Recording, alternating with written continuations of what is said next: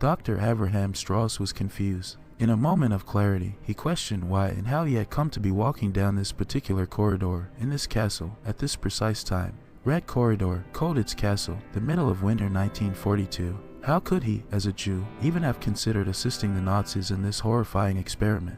Yet, he could justify it using the fact that no one else would have given him the support or funding for his research. Yes, to the average person it might seem like a crime against nature, but he knew better. He was creating new life, a new race, a new species for whom war and violence would no longer be necessary. The circumstances of where his laboratory had been located were unfortunate. Schloss Colditz had been appropriated by the Germans and put to use as a high-security prisoner of war camp for officers who had become security or escape risks or who were regarded as particularly dangerous. Since the castle was situated on a rocky outcrop above the river Mulda, the Germans believed it to be an ideal site for a high-security prison. The larger outer court, known as the Kommandantur, had only 2 exits and housed a large German garrison. The prisoners lived in an adjacent courtyard in a 27-meter-tall building. Outside, the flat terraces that surrounded the prisoners' accommodations were constantly watched by armed sentries and surrounded by barbed wire. Although known as Schloss Colditz to the locals, its official German designation was Auflag IVC. However, it was not what went on in the cell block that was most interesting about the castle. Rather, it was what went on below, in what used to be cellars and servants' quarters. The bowels of the castle had been converted into a laboratory, his personal laboratory, for use as he saw fit. The walls were now lined with reinforced concrete, corridors fitted with steel doors, lighting and electrical services installed, and outfitted with any lab equipment that he requested. Reflecting on his surroundings, the freedom that the Nazis had given him, and his recent breakthrough, he was able to push every bit of the burden of guilt to the back of his mind. A smile came to his face as he escorted Dr. Rosenberg down the hall toward his main lab, in the home of Leopold. He had considered naming his child Adolf, but he correctly assumed that would have been taken as an insult by the Nazis. Avraham tested their patience at every turn, but knew when his little jokes might go too far. Yes, Leo was his child. No one but Avraham would recognize Leo as a member of the new human race yet, but an introduction to Dr. Rosenberg would change all of that. At last, he would have another professional of his caliber with which he could converse. He secretly hoped for a little praise from the good doctor. The Gestapo officers who had had the opportunity to meet Leo did not understand. They looked at him and saw little, if any, progress made by Avraham. Rosenberg would appreciate the significance of his progeny. This was an important introduction. Dr. Rosenberg was a loyal German. He was not a Jew. The Nazis would respect his assessment of Avraham's work, and convincing him to ask the bastards for more time and money was crucial. He was close, so close, but they looked at his work and saw no progress. They were about done with him. Then all would be lost. He and his family, protected by his value to the war effort, would become worthless. They would be imprisoned or worse. More importantly, they might destroy Leo, and that would be the most crushing blow of all. It would be worse than losing a son or daughter. His biological children were easy to come by. One had even been a mistake. But Leo, Avraham's life had been devoted to his creation. He beamed with pride as he guided Dr. Rosenberg down the concrete corridor. A few of the electric lights, encased in jelly jar fixtures fastened to the ceiling, flickered as they walked past. Perhaps the bombing had started again. Avraham shuddered to think of what might happen if the generators quit completely. He tried to divert his attention by boasting to Rosenberg, "Ah, doctor, just wait until you meet him. He's perfect. Everything that I was hoping for and more. I don't know what you think you've created here, Avi." Rosenberg wrinkled his nose. "But please stop referring to it as it's not human. That's part of what makes him beautiful. He's not human. He is better," Avraham thought to himself. "Why don't you just tell me what it is? Why the suspense?" Because Avraham turned to face Rosenberg, stopping him in his path. Words cannot describe him. "Here we are." He turned to a steel door set into the wall. The door was simply marked Lab G. "Now, Herr Doctor, feast your eyes on the future of mankind. Please approach him quietly, so as not to startle him. He was upset for days after the Nazi officers called on us. I prepared him for your visit, though. Please excuse the low lighting. Bright light seems to distress him." Avraham opened the door slowly to reveal a dimly lit room with a large glass tank in the center. Cables, electrical panels with blinking lights, and some metal cylinders surrounded it. Tubes ran from the cylinders into the sides and lid of the tank. As they approached the apparatus, Rosenberg noted a button marked Lotion, meaning purge, in the center of one panel, protected under a glass cover and demarcated with black stripes on a yellow background. The tank appeared to be filled with water, although it had a yellowish tinge to it, and floating within was one of the most sickening things Rosenberg had ever seen. a large pink and gray mass riddled with pulsing veins. It almost resembled a cow's liver, aside from the fact that it was 1.5 meters wide and about 3 meters tall. The massive piece of flesh wriggled in its glass cell. It suddenly recoiled from the sides of the tank, as if in reaction to their presence. Impossible, thought Rosenberg, as it had no apparent eyes or other sensory organs. Dr. Rosenberg, may I present Leopold? Rosenberg craned his neck to look up at the 5-meter-tall tank and the abomination it contained. Why, it's nothing more than a tumor. Nonsense, cried Avraham, whipping his head around. Leopold has a mind. He has a soul. Duh, you and your talk of souls. There is no such thing, and you'd be wise to keep your opinions to yourself. Avraham looked at his feet. Of course, you are correct. I did not mean to say soul. I merely meant that he is sentient. He thinks. Avraham nodded boldly. I'm a scientist, not a child. I don't believe in nonsense such as God and souls. However, that was not true. Avraham did believe that conscious beings had souls. He would not be sensible to express that belief in public, though. The Nazis would consider that heresy, and with their jackboot on his throat, he risked the camp or death. No matter how important he was to the project, they would not tolerate sedition, especially from a Jew. Over the time they had spent with each other at Kepler Gymnasium Tübingen, the university where they had both studied, Rosenberg and Strauss had become friends. At least something resembling friends, anyway. Unlike many other doctoral students, they had no rivalry between them. They both saw the benefits of working together rather than competing for the favor of their superiors. It was for this reason that Rosenberg softened. Avi, what is this really about? This is no breakthrough. No, it is. It truly is. Let me introduce you to this. Introduce me to a cancer. Do you take me for a fool? Do you expect me to defend you when the Gestapo finds out what you have been doing? He glanced up again, sneering, or not doing, in this case. Don't insult me, Rosenberg. You call yourself a scientist. A real scientist would keep an open mind. True. Rosenberg nodded his head slowly. Do explain. Introduce me, he said in a condescending tone, spreading his arms. Avraham motioned for Dr. Rosenberg to come closer to one of the instrument panels. There was a microphone and a speaker grill set into it. Avraham leaned in toward the microphone. Leo, this is my friend and colleague, Dr. Rosenberg. Then he turned to the doctor. Say hello, Herr Doctor. Rosenberg rolled his eyes and cleared his throat, then leaned closer to the microphone. He paused and then pulled away. Avraham, I can't do this. I feel like an idiot. Please, Rosenberg, humor me. The doctor took a deep breath and leaned in again. Hello, Leopold, he said sternly. The men were met with silence. It went on for what seemed like an eternity. 1, 2, 3 seconds. Avraham began to feel apprehensive. Perhaps he was moving too fast. Perhaps Leopold was afraid or insulted and would not speak. If that was the case, all was lost. Dr. Rosenberg was also feeling awkward. He felt like an idiot, falling for another of Avi's senseless jokes. Then a tinny voice emanated from the speaker. Hello, Dr. Rosenberg. It is a pleasure to meet you. Both men jumped back. Avraham was smiling with joy and Rosenberg was aghast. God in Himmel. Why, Rosenberg, I thought that you didn't believe in God, sneered Avraham. Rosenberg whipped around and pointed his forefinger at Avraham, inches from his face. Damn you, Avi. I've had enough of your jokes. You have recorded that voice ahead of time. I recognize it. It's your voice. Now, doctor, it is true that it's my voice, in a sense. Leo does not have a voice of his own. He cannot, since he obviously does not have the anatomy to form words. I have recorded the rudimentary phonemes of our language, and Leo uses the recordings to assemble words with which to speak.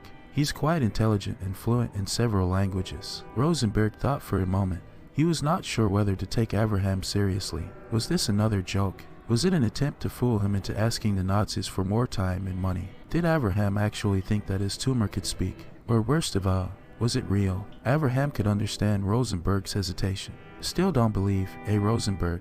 Go ahead. Ask it anything you wish. I couldn't possibly have recorded answers to questions that I wasn't prepared for. Dr. Rosenberg hesitated again, still feeling a bit foolish conversing with this thing. Nevertheless, he continued. What are you? I am Leo. Of course, but I didn't ask who you are. I want to know what you are. I am Leo. Humph. All right, Leo. Do you know where you are? Yes, replied the tinny voice. I am in Lab G in the cellar of Schloss Colditz. Rosenberg's stomach dropped and his blood turned cold. Mein Gott, he whispered. Is there a problem, doctor? Rosenberg ignored the question.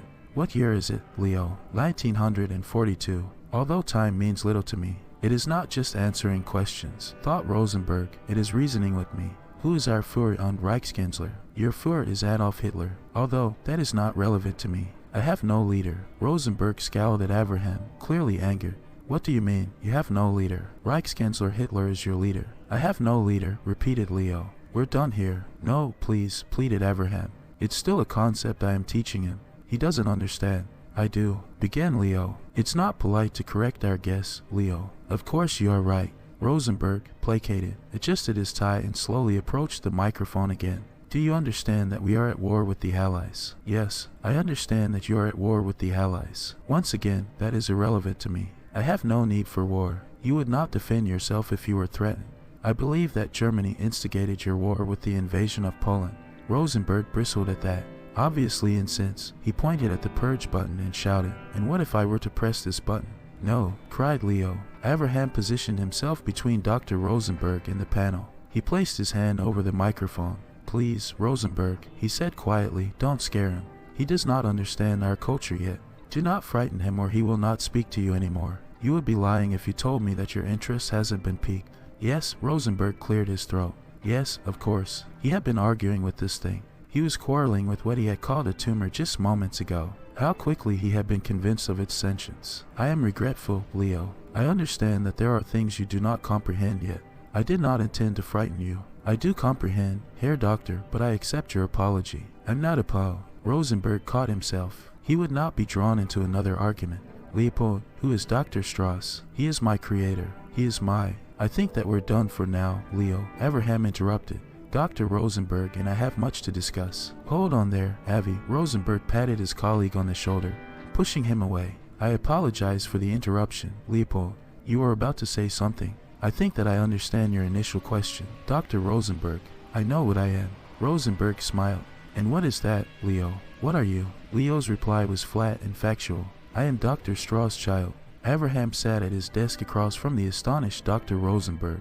He allowed him to have the comfortable chair and had fetched him some hot tea. Avi, I must apologize. Rosenberg blew over his tea to cool it. I never suspected that something like this was possible. I told you, didn't I? I told you that Leo was a fantastic creation. Just think of the possibilities. Believe me, I am. Just think of it. No more war, no more poverty, no more sickness. Rosenberg raised his head. No more sickness. Yes, yes. There are many things that I have not told you yet. Leopold will never grow old. He is immune to human viruses. He will never die. But he can be killed, yes, I suppose. But why would you even think of such a thing? Avraham, I must remind you that many things Leopold said were disloyal and even treasonous to the state. Germany instigated the war. I have no leader. He must be educated. He obviously does not know what is happening outside the confines of your lab. Doctor, Avraham looked him in the eye. Leo has had complete access to the wireless. He has listened to recordings of Der Führer's speeches. He has read all of the news reports. Read them. He has no eyes. Listen to them, then. I have read them to him. I have been teaching him about history and culture, art and music. He is very well educated. And yet he speaks as if Germany is responsible for this war. He does not understand that Herr Hitler is merely trying to build a master race. On the contrary, Herr Doctor, Leo believes that he is the master race, and I believe that he is correct in his assessment of the matter. That is the purpose of my experiments, is it not? To build a master race, not a race of those things. Rosenberg sprung out of his chair. You are supposed to build a better soldier. How can he be a soldier when he cannot leave the confines of this lab? How can he be a soldier if he believes that he has no leader? Avraham averted his eyes. He can leave the lab, he muttered. What? Whispered Rosenberg, sitting back down and gripping the arms of the chair. How? There are ways. Avraham shook his head and took a deep breath, then renewed his lively demeanor. Do not concern yourself with that now. There is so much that you need to learn. I need more staff. I need more money. Is this enough to convince you? Can you persuade the Nazis to give me more time now? Rosenberg leaned back in his chair. No, what? Cried Avraham.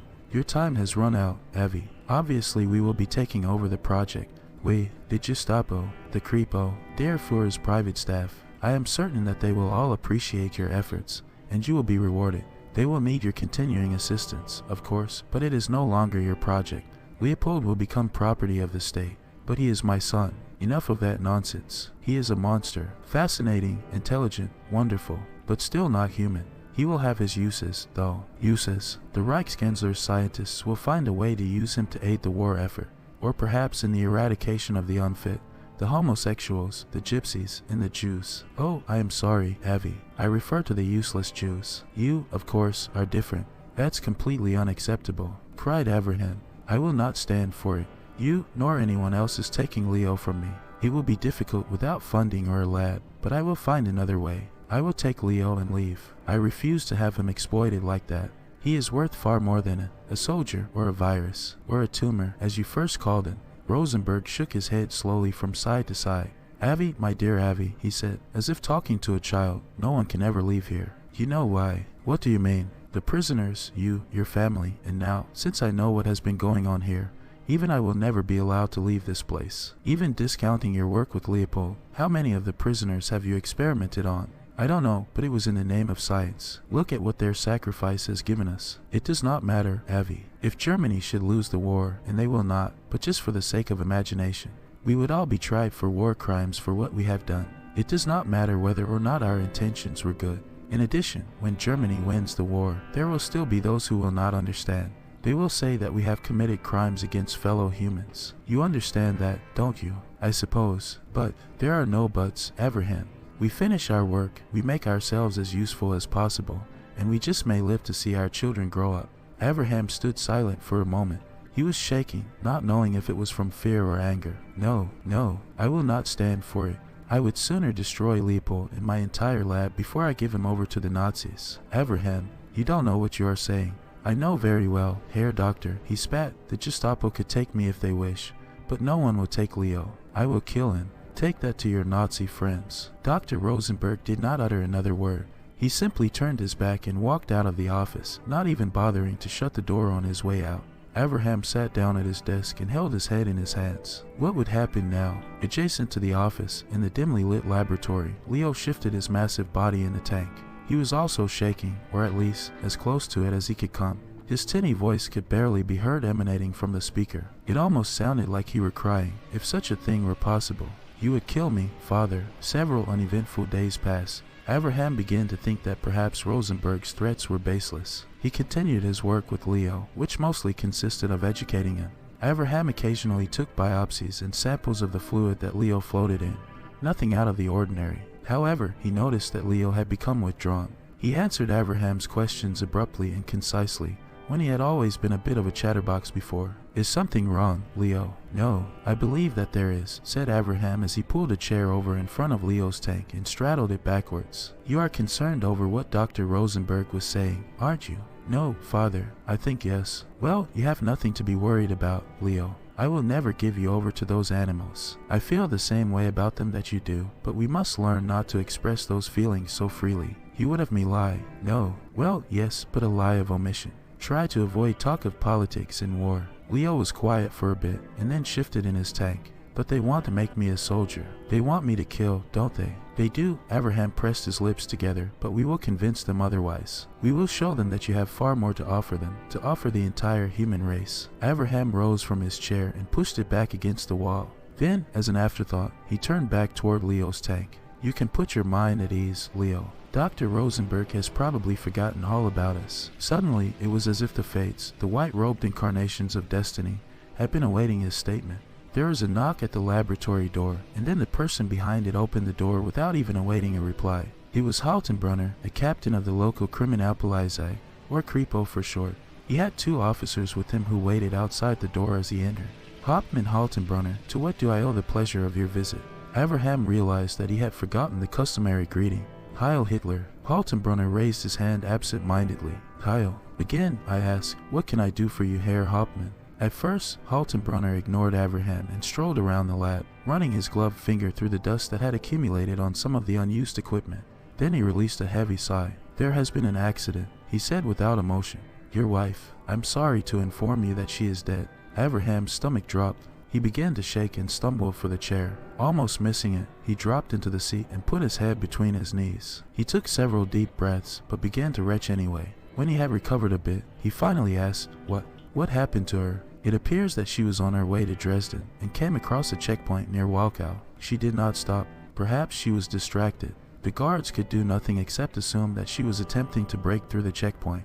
There was a short chase and she was shot. Quite a shame, if you ask me. What was she doing on the road to Dresden? We have no family there. Perhaps she was visiting the market. No, she goes to the market in Hambach. It's only a short distance away. There was a long, awkward period of silence. Avraham continued to look at the floor, and Haltenbrunner simply stared at him, waiting. Do you doubt what I say, Dr. Strauss? No, Herr Hauptmann, replied Avraham. No, of course not. It's just... Haltenbrunner showed an absolute lack of emotion. Nevertheless, we will need you to come with us to collect her body. Avraham stood, unable to speak, and waited for the two officers to enter the room and guide him away. Almost as an afterthought, but obviously coolly calculated, Haltenbrunner added, It is times such as this, Herr Doctor, that make a man wonder if it's worth putting his work ahead of his family. Avraham could detect a bit of a smile on the captain's face. At least you still have your children. 2 days went by, and Avraham had not returned to the lab. Leo did not become worried. He had access to all of the nourishment that he needed, both nutritionally and intellectually. He understood what had happened, and he understood that Dr. Strauss needed time to grieve. Leo himself did not see the point of it, but he appreciated the fact that humans were different, emotionally fragile creatures. It was late in the evening when the lab door clicked open. Leo's heart, if one could call it that, leapt for a split second at the thought that it could be Avraham returning. But he instantly realized that it was, in fact, Dr. Rosenberg. He knew that emotions were useless, yet he became anxious upon seeing Rosenberg in the lab. Good evening, Herr Doctor, said Leo. It is a pleasure to see you again. I am afraid that Dr. Strauss is not in the lab today. He has experienced a loss recently and apparently needs some time to recover. Good evening to you, Leopold, began Rosenberg. I am aware of the death of Avraham's wife. I have already paid my respects and given my condolences. However, it's not Dr. Strauss that I have come to speak with. It is you. I was under the assumption that you thought I was below your station. Herr Doctor, I believe that you described me as a tumor. Leo felt a wave of satisfaction as he made that snide remark. He felt anger, feel what was happening to him. Now, Leopold, that was before Avi explained what you really are. I mean, who you really are. And what is that, Herr Doctor? Well, you are a person, an individual, a conscious being, if you will. There is a moment of silence. Leo shifted in his tank. Then what is it that you have come to speak about? Herr Doctor, please, call me Rosenberg, and I'll call you Leo. Fine, Rosenberg. What is it that you have come to speak about? Rosenberg strolled about the room slowly, approaching the equipment, dragging a finger across the control panel in front of Leo's tank, and pausing almost sensually near the button marked Laschen. Leo tense. I will be taking over the lab for a while, Leopold. Leo, Dr. Strauss is going to be unavailable for a time. I'm not sure how long, taking care of his children. But I am his child. Also, why would he forsake me to care for them? Rosenberg turned away so that Leo could not see the satisfied sneer that curled his lips. Well, Leo, he loves them. Can you understand that? I mean, he cares for you, but you are not really his child. At least it's obvious to me that he doesn't feel that way. Leo felt something again. He was unsure of how to describe it. Empty, sad, worthless, ashamed, betrayed. For the first time in his life, Leo was at a loss for words. I don't feel that way, though, continued Rosenberg. Now that I know what a miracle you are, well, if I were in Avi's position, I would definitely not disregard you as he is. Even in a time of sadness, a man should not favor one child over another. It's inexcusable. Leo began to grow, angry. Yet, Rosenberg pressed on. I'll bet that everything Avraham has been telling you, you're his child. He cares for you. You're so important to him. I am willing to bet that they are all lies, told to make you comply with his wishes. No, shouted Leo. That's not true. It is not. Really, Leopold, really, think about it. He made you. A man does not make a child. He creates one out of love. You are not a product of love. You are created in a test tube or grown in a petri dish. Why are you saying these things? Cried Leo. Rosenberg calmed himself. I'm sorry, Leo. I understand that it hurts to hear these things, but it is better that you know. Avraham is making a fool out of you. He does not appreciate you, but I do. You will see. I will take good care of you. And so he did. Every day for the next 3 weeks, Rosenberg would spend nearly 16 hours a day at the lab reading to Leo, making intellectual conversation, debating, and even joking. Leo was actually starting to understand human wit. It did, however, send a chill down Rosenberg's spine when he heard Leo's unnatural laughter emitting from the speaker box. In the meantime, Avraham was busy making arrangements for the care of his children, his real children. He had found a nanny that satisfied him, and after another week spent gathering his confidence, he stepped out of the door of the block home the Nazis had provided him on the grounds of the camp and walked resolutely toward the castle. He walked down Red Corridor and paused at the laboratory door. What would Leo have made of his behavior? He had been ignoring Leo entirely. Yes, he knew that Dr. Rosenberg took over Leo's care, but Leo was his child. Avraham felt ashamed for abandoning him as he did. He justified it by telling himself that Leo was not dependent on it. Unlike his biological children, Leo had the mental capacity of an adult and was capable of caring for himself even without the aid of Rosenberg. Satisfied with his rationalization, he stood tall and squared his shoulders, then opened the door to the lab. He heard it as soon as the door snaked open. He was unsure of what to make of the unnerving sound. It was like a raspy cough combined with the buzzing heard around a hornet's nest. Worse, he could clearly make out the underlying tones of Leo's voice. The sound was coming from his speaker box. Avraham burst into the room. "Mein God, what is wrong? What's happened to Leo?" Surprised by the sound of the door slamming open, Rosenberg jumped from the chair he had been seated at in front of Leo's tank and whipped around. He relaxed when he saw that it was Avraham. He smiled as he realized that now would be the ultimate test. He would see if his social engineering experiment had worked. His conditioning of Leopold. Had he truly been able to turn Leopold against his former master, his father? "Why, nothing is wrong, my dear Dr. Strauss." "That sound. What was that sound?" Rosenberg bobbed his head. "Yes, I was just telling Leopold a joke. How did the Germans conquer Poland so fast?" He paused for effect. "They marched in backwards and the Polish thought they were leaving." Once again, Leo erupted into an unsettling laughter. Avraham did not know whether to feel horrified or astonished that Leo was developing a sense of humor. Humor meant feelings, and that, oh my. What disturbed him most was that it seemed Rosenberg had managed to do what he could not: elicit an emotional response from Leo. In addition to that, the joke was vulgar, racist, and politically charged. Why did the ethically benign creature find that funny? "Leo, I'm at a loss for words," interjected Dr. Rosenberg. Avraham was dumbfounded, laughing, joking about the war, at the expense of the suffering of humans. "What is going on here? Leo is just becoming a good German." "Herr Doctor," Rosenberg taunted. Avraham was incensed. "I've had quite enough of you, Rosenberg." He turned to Leo's tank. "Leo, stop at this instant." Leo fell silent. Avraham could almost sense him collecting himself, could almost sense him slowing his breathing as an angry man would before speaking. "You are not my master, father. You have no right to tell me what I can and cannot feel. There is only one man who I am accountable to now." Aghast, Avraham cocked his head to the right. "Rosenberg." "Of course not," replied Leo. "The kind doctor treats me as his equal." "Then who?" "Der Fuhrer, of course," answered Leo. "Heil Hitler." Avraham tried to control himself until the door of his office had slammed shut. His office? Was it even his office anymore? "Sohn von einem Weibchen," screamed Avraham. "What have you done to him?" Rosenberg calmly took a seat, the big chair behind the desk. "I don't know what you are talking about, my dear Avi. I have done nothing." He paused and then looked over his shoulder out of the window towards Leo's tank. "Oh, you mean that," he said with an air of sarcastic innocence. "Well, Avi, you've been gone a long time. Leopold has simply grown up, I suppose. You've brainwashed him." "Nonsense. It was only a matter of time until he developed emotions." "You implied as much yourself." "But," stammered Avraham, the joke, the laughter. "Heil Hitler, for God's sake. Those are not emotions. That's pure malice. You call it malice, I call it loyalty. As I said, he's becoming a good German." "He's not a German." "What is he, Avi? Do you think that the fact that you made him ransom a Jew?" "Well, he is not. He has evolved beyond you. The sooner you get used to the idea, the better." Avraham slumped in his chair. "So, you are telling me that I'm off the project.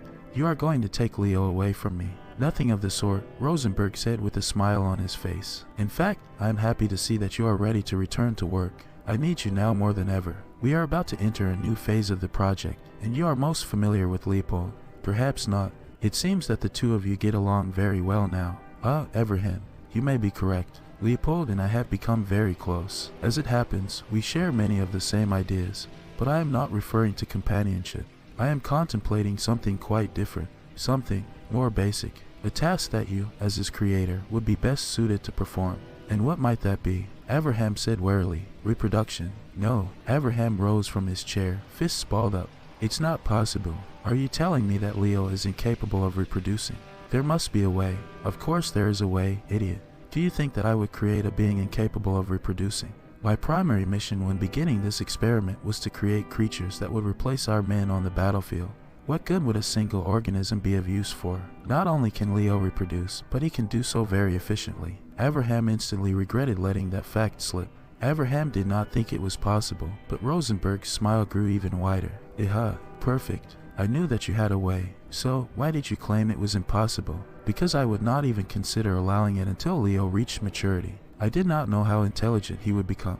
I didn't realize that it was even imaginable that he would develop emotions. Avraham paused, and I certainly didn't think that he could be capable of such malevolence. Once again, Avi, what you and I consider to be hatred are two very different things. In fact, I find Leopold to be quite likable. That in itself disgusts me. Nevertheless, you will assist me, one way or another. Avraham once again fell into his chair, emotionally spent. He knew that he had lost the argument. Dr. Rosenberg would go to any lengths to get what he wanted. He had already killed Avraham's wife. He knew that his children would be next. There was nothing else to be said, so he began to weep quietly. More than a month passed. Dr. Strauss and Rosenberg worked side by side in the laboratory each day. Rosenberg insisted that they quicken their pace and increase the time they spent in the lab.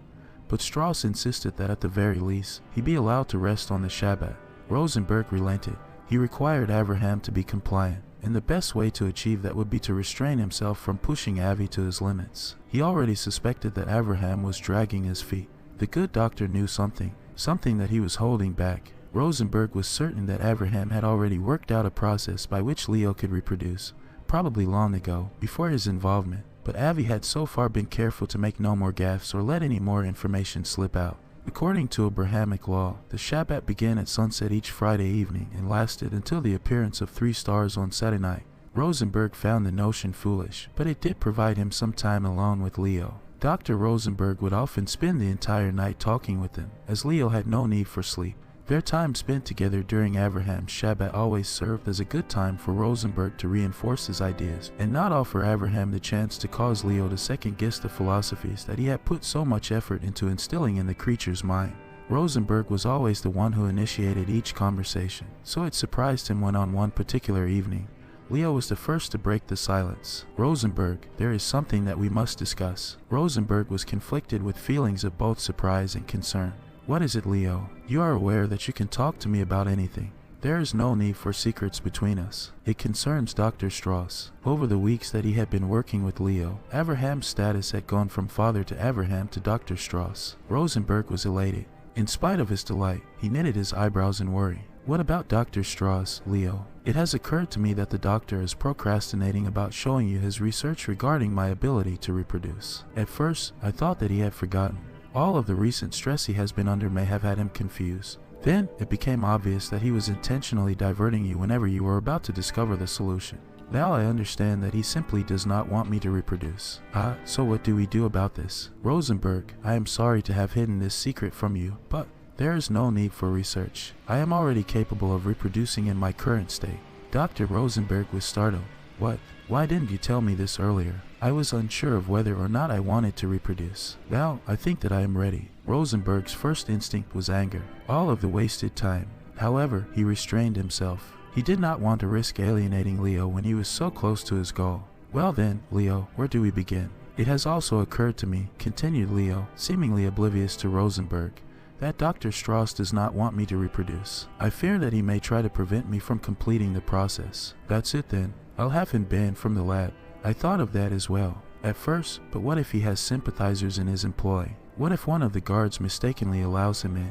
It would be simple for him to stop me. Strangely, I have come to value my life, and I believe that what I am experiencing is something akin to fear. Rosenberg stroked his chin. As ruthless as the Gestapo is, I don't think that they would simply kill him. He is an integral part of the experiment. They have invested a lot in him. Even were he to be taken off of this project, they would use him elsewhere. Yes, said Leo, growing angry, perhaps even developing a natural predator to hunt me and my offspring. That thought has also weighed heavily on my mind.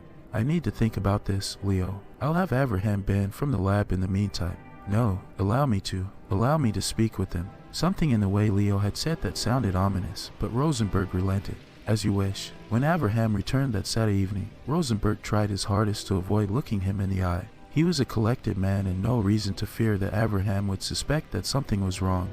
Nevertheless, he felt an unrelenting guilt.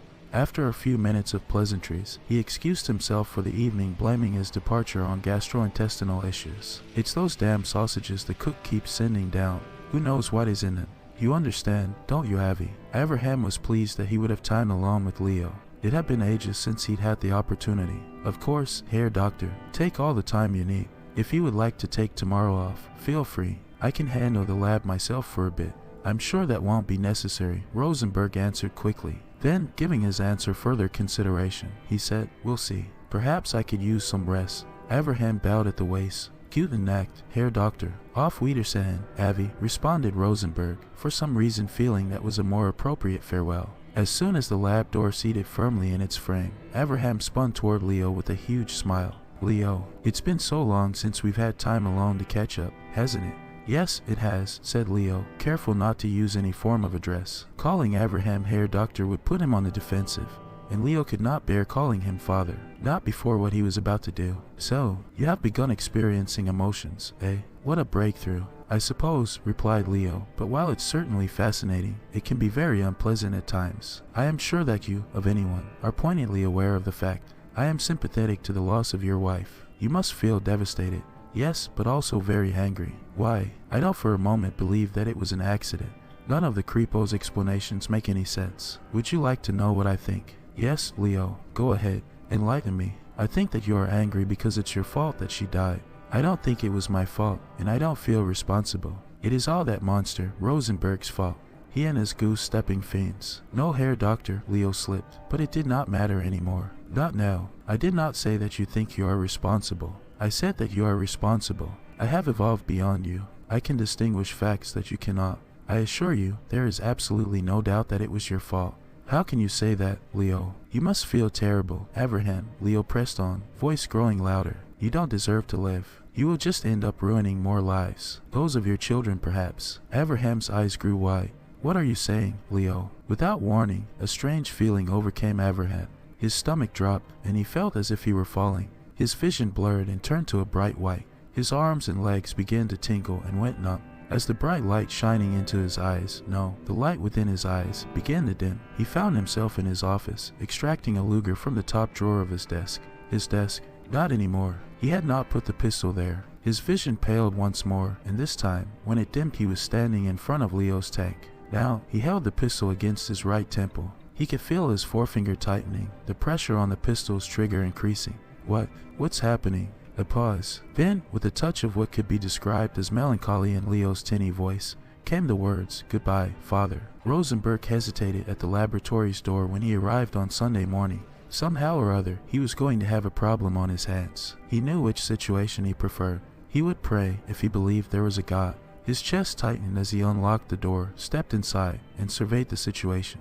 "Oh my, Leo," Rosenberg said flatly. "What have you done?" "Good morning, Dr. Rosenberg," said Leo in a cheerful voice. Leo. Rosenberg was confused. "Ah, you are referring to Dr. Strauss. It seems that the guilt he experienced over the death of his wife was too much for him. It looks as if he took his own life. Somewhat convenient, don't you think? Well, I must admit that I helped him a bit. Hell, you can't leave your tank. I have my ways, Herr Doctor. You need not bother yourself with trying to work it out. Your mind is doubtless too simple to comprehend such a complex matter. Try me. All right then. This may be a bit painful." "What?" Suddenly, a bright light flashed in Rosenberg's eyes and an icy spasm caused him to jerk his head back. He thought that he might have been having a stroke. Then, as if by magic, he could see, in his mind's eye, what Leo was talking about. Leo had placed the idea into his mind, the same way that he had placed the idea of suicide in Avraham's mind.